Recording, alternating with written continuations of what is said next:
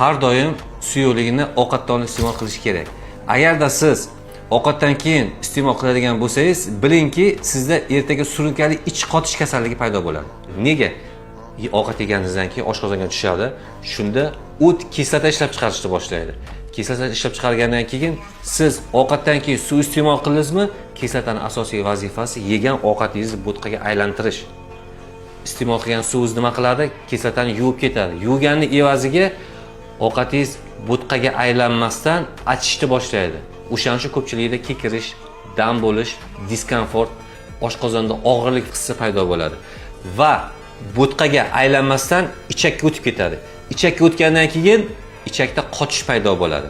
Shuning uchun suvni, suyuqligini ovqatdan oldin iste'mol qilishni tavsiya beramiz va ovqatdan 20-30 daqiqadan so'ng iste'mol qilsangiz maqsadga muvofiq bo'ladi va oshqozon ichaklaringiz yaxshi ishlaydi.